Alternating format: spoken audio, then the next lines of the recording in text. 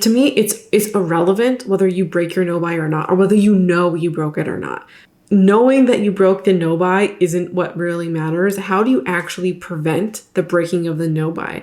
Creating rules is almost never going to prevent somebody from breaking their no-buy. It's just going to give them information as to how closely they stuck to it. Hi friends, I'm Shauna. Welcome to the channel and welcome to 2023. Welcome to the first video of the year. Welcome to No Buy January. Welcome old friends, familiar faces, everybody, just welcome in. We have good vibes for this video. Today's special because we're going to be kicking off No Buy January today. And I'll be chatting about setting up that project and, my approach to the project and how you can go about setting up your No Buy January.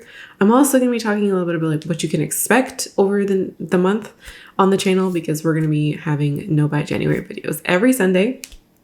I'll talk more about that in a little bit. Before we get into all the no buy content, okay, I do just want to thank y'all for an amazing 2022 and a really amazing Vlogmas season.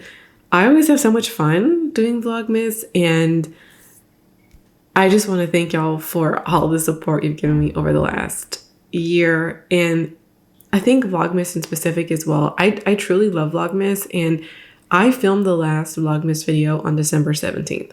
I thought I would be able to maybe squeeze in one more at the end of the year. It didn't happen. So on December 17th, I didn't fully know that was going to be the last video. I would have at that time, thanked y'all for, kind of had that wrap up for the last video of the year. I hope to bring Vlogmas back next year, or I guess this year for 2023. I would also really like to thank all of those who joined my membership in December. We're growing, and I'm just so thankful for all of y'all who've decided to join. If you would like to join membership and get early access to videos and other great perks, the link will be in the description box, but also when you just go to my channel, there'll be a join button at the top of the screen. Okay, so on to the No Buy January content. Whether you're using No Buy January as the kickoff to a larger no buy project, or you're just here for 31 days, I think that that's just something to celebrate the fact that, you've made that choice, and it's just going to be a really great start to the year. All the videos that you see for me over the next month are all going to be either explicitly no buy content or things that are kind of adjacent. You will not see anything that is about spending or anything that would want to make you spend money. The closest thing to that would probably be a 1 week, 1 palette video. For me, it fits in because I'm using what I have. But if you don't have that palette and you're thinking maybe watching it won't be a good thing, skip that one. But everything is just going to be very use what you have focused, and you're not going to be tempted to buy anything on this channel over the next month. On Sundays though, we're going to be doing a bit of a No Buy January series. And so each Sunday video will be explicitly about No Buy January, and the videos are meant to kind of build on top of each other. Today for week 1 or video 1, we're going to be setting the foundation for the project, and we're going to be talking about how to set it up and really talking about the things that you might want to implement for your project. We're going to be talking about why, goals, rules, and hopefully leave you with some food for thought or potential homework if you would like. Or I guess I'm calling it homework for me, things I'm going to be doing after this video. And if you would like to join me, amazing. Now, to be quite honest, I wanted to have everything completely set up before January 1st rolled around. I wanted all of my supporting documents, as I'm calling them. I want everything set up. I wanted just the whole 360. I also wanted the channel project to be 100% set up too. But just the way that December kind of unfolded for me, that just wasn't possible. So I'm going to be taking my own advice and, making the no-buy work for me. So in week 2, I'm going to be taking you through my thought process in creating my supporting documents and creating the projects that I want to implement for No Buy January. Yeah, I'll really be able to walk you through how and why I'm creating them. And I'm really going to be connecting my No Buy project to my larger goals that I have for myself and making those connections really explicit. So now let's talk about setting up your No Buy January. And I think there are 4 key components to setting it up. You have your why, you have your goals, you have your rules, and then you have your supports. So we're going to end the video with supports. I'll be talking about what you might want or like what a support is. And then next week, we're going to be really focusing on that. Setting up your why, goals, and rules are not like, I don't think that's a surprise, but I think my approach to something like goals and rules in specific might give you some things to consider when setting up your own project. So for your why, I think it could be really tempting on a smaller project to not even bother with the why. It's only 31 days. Like, I know why I'm going on a no buy.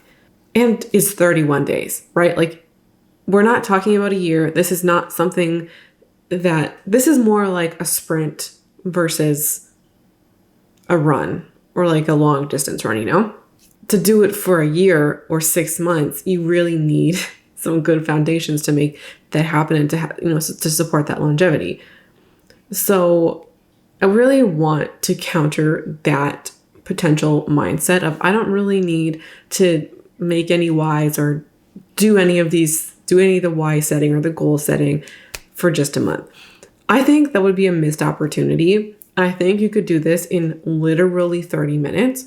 30 minutes to support you for 31 days. I think that's a good trade-off. The reason why I say it's a missed opportunity is because you can use this smaller time frame to kickstart goals or to support other goals that you already have for yourself. So you can really ask yourself, how might this month-long no buy support the other goals I have for myself in my life or for this year?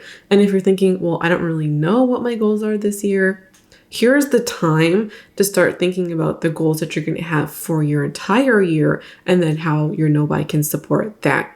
You probably could complete a no buy without doing the why, right? Like you could probably do it. But for me, it's not just about completing it. It's how do I make the most out of this opportunity? Like, this is an opportunity for yourself. So how do you really capitalize and use this to your advantage? For me, a big reason for going on a no buy is to work on other projects. And I'll be sharing more about what those other projects might be. But I want my time, attention, and energy to be on those projects instead of shopping, or instead of, even if my shopping is better than it was 2 or 3 years ago, it can be very tempting at the beginning of the year to want to refresh your wardrobe or your home or your makeup or something like that. And I just want basically all of my time and attention to be on these projects.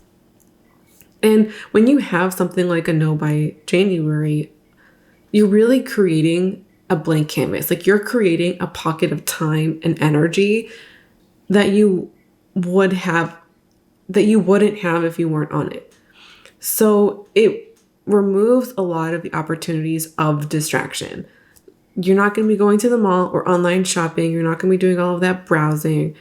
You're not going to be going to Winners or TJ Maxx. You're just not going to be doing all of that stuff. So what can you do instead? And so it's really this blank canvas, large pocket of time that you can really use to your advantage. For me, in specific, I have been very tempted to make some tweaks and changes to my apartment. And part of that comes from a video I did earlier on in December, I think maybe like a week or 2 ago at this point, where I was talking about wanting to buy some organizing materials to organize my kitchen and put up some art and things like that. And I've just been tempted to just go and buy stuff or it's kind of like that itch a little bit. Like, this project that you want to do, it's an opportunity to buy some stuff. And I was just kind of itching to just buy the stuff.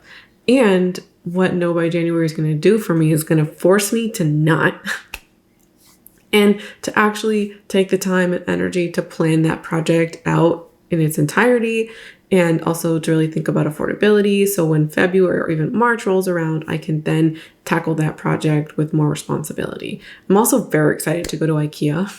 So that could just be a highlight after. And if I spend this time in January really considering that project and planning all of the materials that I might need, and then also giving some time and space after that, like making those choices at the height of the excitement is not a good idea for me, because then I'll want to buy all the stuff or extra stuff.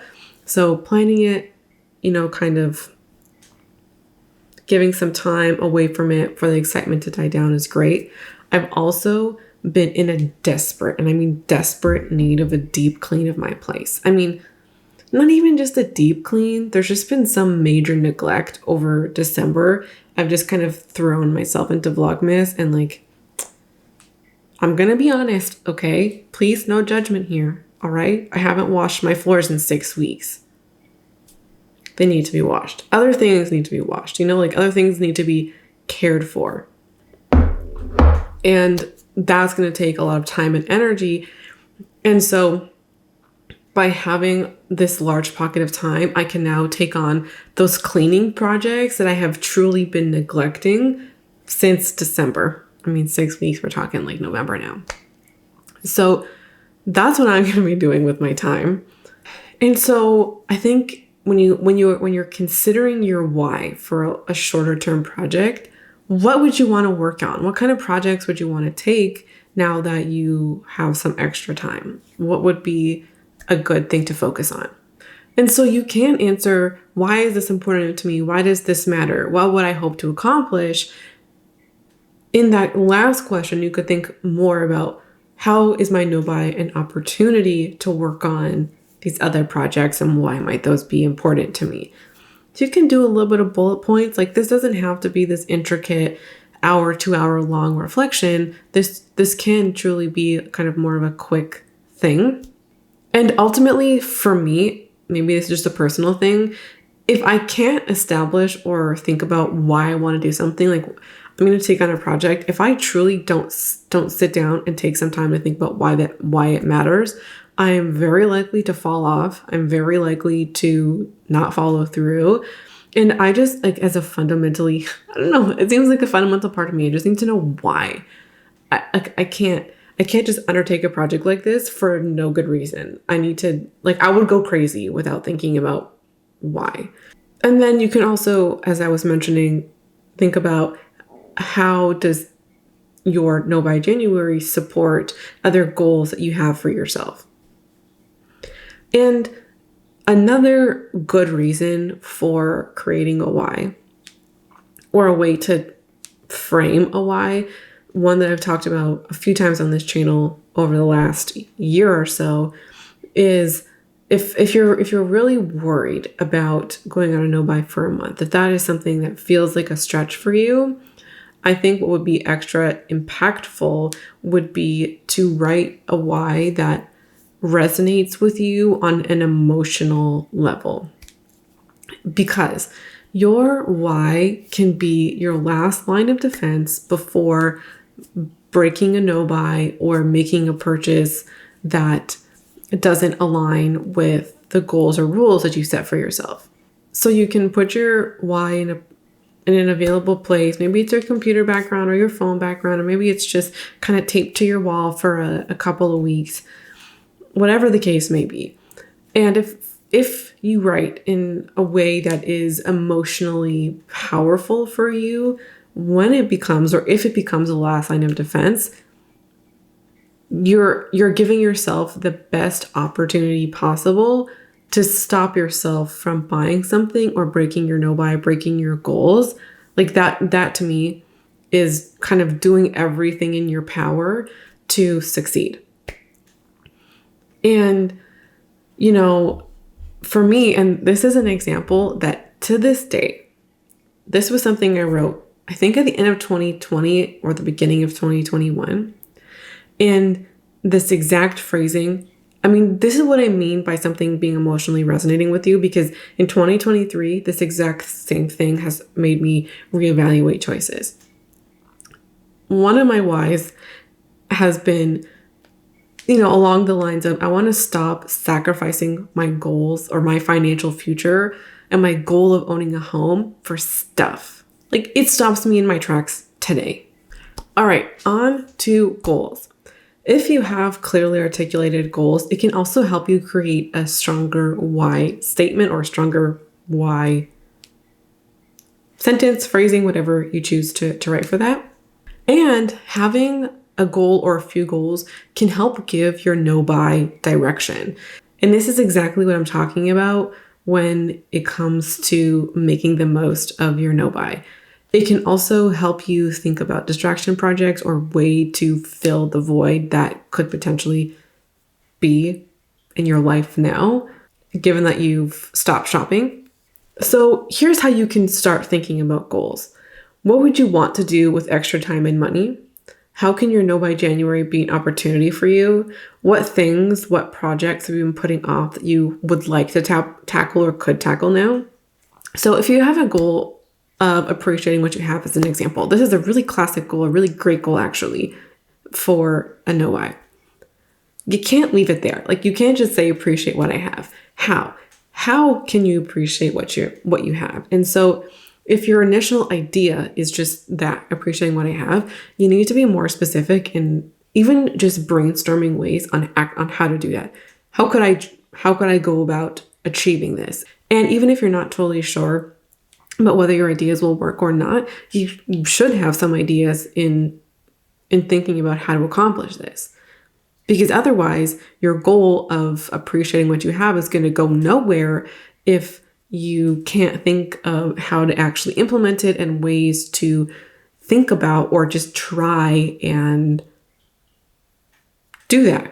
So you absolutely need a how, and your how at this point could just be a couple of sentences. Creating a capsule makeup bag, doing the 30-day minimalist makeup challenge, cleaning my kitchen. Or when it comes to appreciating what we have, I think cleaning and maintenance, really great ways to appreciate what we have, because I think maintenance can help us, appreciate the tree. The saying, you can't see the forest for the trees. It helps you appreciate your trees. And also putting an effort and time to cleaning and maintaining your wardrobe or your space or your makeup is just showing love for your stuff and caring for it. And I think now I'm kind of like making a connection that might be a little bit tenuous, but I was actually watching a video. Somebody was talking about IKEA, and IKEA did a study. How reliable, I don't know. But IKEA did a study what they found out in that study was that when people assemble their own furniture, they like it even more. Like, they're more invested in that piece. And even if it's not the most beautiful, best piece for their space, they really like it, appreciate it, and are emotionally invested in it because they built it themselves. I think the same thing applies to maintenance. You are more invested in your space when you clean it, when you maintain it. And so this can be things like a wardrobe maintenance day, using a fabric shaver to get all the fluffs off your sweater, cleaning your shoes and your boots, applying if you have leather shoes or goods, there's not a cleaner, but like a protector. You could do that. You can clean all of your makeup. You can clean the containers that your makeup is in. You can clean your closet. You can refresh your makeup space or your closet space. And by refresh, I don't mean buying anything. I just mean reorganizing or moving stuff around. Steaming your clothes, ironing your clothes. Maybe you've had a pile of things that you should steam or you should iron, but you haven't really done it yet. Great opportunity to do that. But you can also think about, in terms of goals, things that maybe aren't related to shopping and things that you've maybe always wanted to do, or things that you've told yourself that you would do. This might be things like you have crocheting supplies, but you haven't taken the time to crochet, or you've wanted to learn more cooking skills, These things aren't necessarily no buy related, but taking your time and energy and investing it into other things, I think can help you, one, distract a little bit from what you're doing, but also help you feel a little bit more fulfilled in your life and appreciate your life. And I think when we're happier and content people, we want to shop less. Like when we enjoy our lives more, we want to shop less and we're less enticed by the new things. And also our attention isn't on the newest, nicest things. Our attention is now on our lives and our stuff. And I think that can also help appreciate what we have. So while some of your goals might not be explicitly no buy related, sometimes those are the best goals that can really help us succeed because we're living our most authentic and happiest lives. And I think as well, financial goals can be great ones, whether to pay down debt or to start saving up for a larger purchase, vacation, car, home renovation, or, purchasing a home. In the past, I guess Sean of 3 or 4 years ago now, wouldn't have applied a larger goal to a smaller project. My mindset was, I'm not going to be able to, accumulate all of the money I would need for a down payment of a home in 1 month. So why even bother? And it becomes an excuse of sorts to continue shopping like I have and to not even go there. But here's the thing. If you have a larger financial goal, kickstarting that goal and starting off the year or the time frame in which you're saving up for that goal, starting it off as responsibly as possible, but also putting all of your time and attention into working on that financial goal can really just get into your head in a good way. It can really affect your mindset and your outlook and set you up in a great mental space for the rest of the year. I think when it comes to financial goals as well, whether it's saving up for something or paying down debt, you could use No by January as an opportunity or a way to experiment with how you might want to save more or really think about playing with budgeting, right? Like you can use No by January as a financial experiment of sorts. How much could you save if you cut back on whatever this is? And also, I think importantly too, I've sworn up and down that I couldn't live without X, Y, or Z. And then I try it for a month and then I say, actually, I could.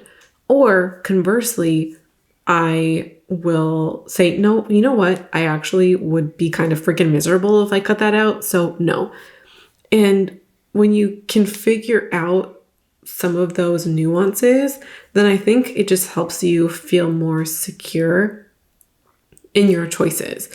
And No by January can be that playground really to experiment with some of the financial choices that you've been making, some of the purchases that you buy.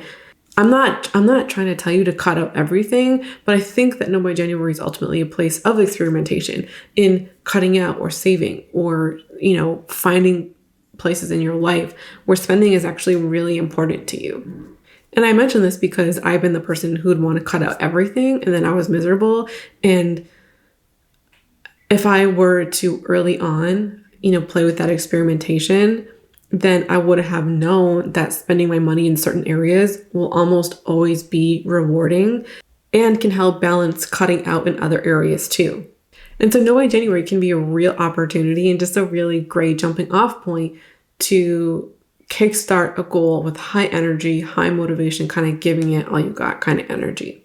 If you do have a quantifiable goal, which could be something financial, saving up or paying off something, but it can also be something like panning a certain number of items or wearing something a certain number of times. If you have quantifiable goals, finding ways to track them can be really fun.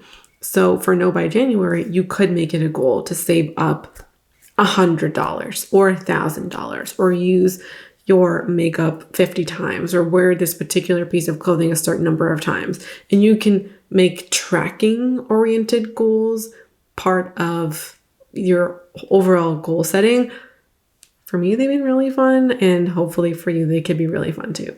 I have a printable, and I'm going to put on my I'm going to put it on my Buy Me a Coffee for $0, just like my Low Buy Bingo templates and things like that. So if you want a free printable for that, it'll be there. It's like a progress bar kind of thing. Now, the last thing are rules. And I encourage you to take a moment to really consider your rules and the kind of person that you are. Because some of y'all will do really well with very strict rules. Other people will do really well with much more of a loose kind of rule situation. If you're the kind of person who would be more successful with an ease in type of thing, I think it's far harder to ease in over a shorter period of time, because if you want to ease in for like, let's say 1 to 2 weeks, that only really leaves 1 to 2 weeks to do, a true blue no buy, which I feel like a lot of people really want that experience with. So if you are going to do an ease in, I would suggest easing in for 1 to 2 weeks, having 4 weeks of no buy, and then easing out for 1 to 2 weeks. So a month-long no buy would really be 2 months. That's up to you. And I can see the ease-in still being desirable for some folks. And, I could very well say, oh, well, it's only a month, so it's not that hard. But I have struggled on month-long no buys before. And if I compare this to something like dieting as an example, just because you're dieting for just a month doesn't mean that it's actually going to be easy because it's only a month. Like, you could still struggle for 2 or 3 weeks. I'm not advocating for anybody dieting, but I feel like if you ever have, then you would know what I'm talking about.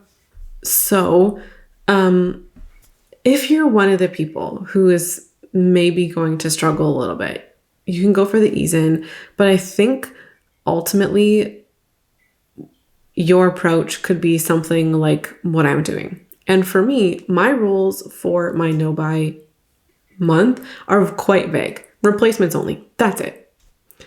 And the reason why I'm saying this is because no matter how hard I've tried in the past, I have never been able to account for every kind of situation. And for me, being thrown off one time, like having some kind of unexpected expense at one point, it's avoiding that is what I was trying to do. It's just avoiding being thrown off, period. So even if I was only thrown off once, it throws everything off, and it can really create a spiral that can be really difficult to rein in or to, recover from, if you will. And so being thrown off once is like, it almost doesn't matter how many times it happened after. It's just being thrown off once was enough to just be really distracting and really challenging. And so for me, it's like, if I can't prevent being thrown off one time, then I just shouldn't bother with trying to prevent being thrown off, because you can't prevent it, and you're gonna experience it likely in a month. And so I think what is maybe a little bit more, at least for me, what is maybe a little bit a better strategy is, you can't avoid the throw off, right? How do you handle when you are thrown off? Like, what are some techniques you can use when you are thrown off? And, you can't prevent that feeling, right? So you don't necessarily know what you will act like, but you can maybe prepare for the aftermath. And by aftermath, I don't mean spending money. I just mean, how do you deal with that feeling? Like, what do you do? Like, in the last time you were thrown off or something unexpected happened, how do you try and deal with that feeling, or some of the actions that you might take, or some of the ways that you might think? How do you deal with that opposed to preventing the throw off? That is just my take. The other reason why I'm not going to go about defining every kind of exception and every kind of this and that is because when I'm not even thinking about the exceptions, then I'm not thinking about spending money at all. And it's when I'm trying to get into all the nitty gritties, then that's when it's like, oh, but what if I need a new cleanser? What if I need this? What if I need that? And then I'm starting to think, and then it kind of spirals in. I'm now thinking about all the stuff that could go wrong, or all the stuff I might need, or just thinking about stuff in general that can be distracting, that can put me in the mindset to want to buy stuff. Then I might even try and buy stuff so I don't run out, or so I don't have to deal with that if it arises. If I just don't think about it, honestly, if I'm just not thinking about all the things that could potentially crop up, then it just allows me to deal with them one at a time as they crop up. And here is the thing. In 1 month, like, you're not going to be walking into literally every single day with just random stuff thrown at you and all of these, like you're not going to finish your cleanser and your moisturizer, and then your stove is going to break, and then your car is going to break, and then your house is like, it's just, I'm just going to knock on wood here. Hold on.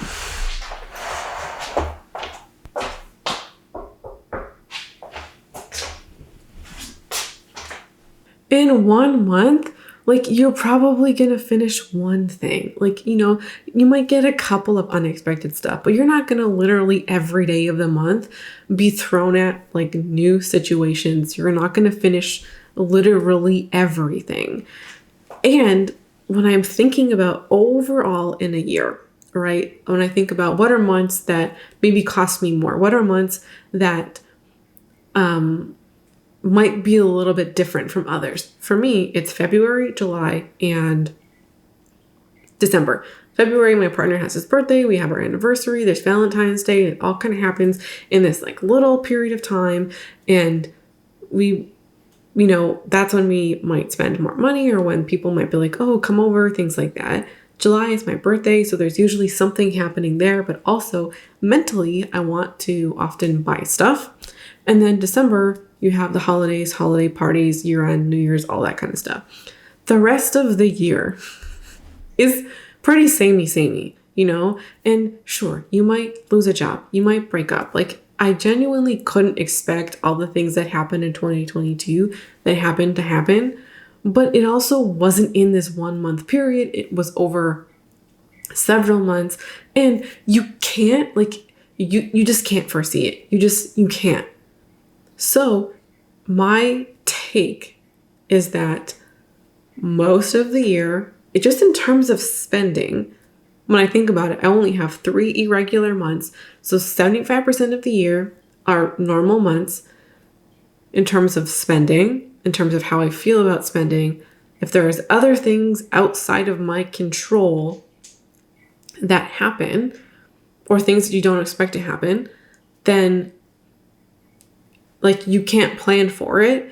And the best thing that you could do if you're really worried about those things is to think about techniques. How do you deal with moments when you want to spend, right? How do you deal with the kind of spender that you are? I'm an emotional spender. So for me, it's way more efficient or way more beneficial to consider, how do I combat emotional spending, than trying to prevent and, try to get into every little thing that could happen. If you want to put caveats into your no buy January, because let's say you do have a birthday, or you do have expenses that are coming up, or you're really worried about falling off, then maybe put in a caveat for that. I get it. That would make sense. My overall opinion on rules for no buys, I think that a lot of the ways people frame it feels a little bit backwards, just in my opinion, where we spend all the time and energy trying to make it our no buy, like what is breaking the no buy, super clear. And we want to, spend all of our time creating all this long list of rules and this long list of exceptions, because we want to know when we break our no buy or not. To me, that's not as helpful as spending the time to try and create a conducive environment to live your best life. Like, to me, it's irrelevant whether you break your no-buy or not, or whether you know you broke it or not. Knowing that you broke the no-buy isn't what really matters. How do you actually prevent the breaking of the no-buy? Creating rules is almost never going to prevent somebody from breaking their no-buy. It's just going to give them information as to how closely they stuck to it. Unless maybe you're just a person who thrives on rules and just creating a rule helps you in life in general, sure, then you're the exception. But I think for a lot of people, that's not the case. So knowing that you broke your no-buy is not going to prevent you from doing it. So the question is really, how do you stay motivated? How do you prevent the breaking in the first place? That's going to be with habits. That's going to be with goals. That's going to be with projects. So in my opinion, spending all of your time and attention on those things makes the most sense. Number 4 is what I have called supporting documents. And this is what we're going to be doing next week. And supporting documents could be anything that you would need to support your no-buy. Whether that would be creating a tracker, creating a wish list, creating a life admin day, which we'll be doing next week for me. Whether that would be creating wardrobe maintenance days, whether that's brainstorming projects. All of those things are things that would support your no-buy month. And also, these are the things, the projects and the habits. These are the things that are going to support your projects and your habits, or they're going to be ways to track your projects and your habits, or ways to do the projects and the habits. As I just said, spending all of your time there, or spending majority of your time there, is going to be, in my opinion, a better use of time. So that is what we'll do next week. And next week, I think when I'm talking about projects, habits, things like that, you're going to see how I connect my no-buy projects or my no-buy projects to other goals in my life, which is ultimately, I think, the best way to go about having a successful no-buy and also like having it feel fulfilling.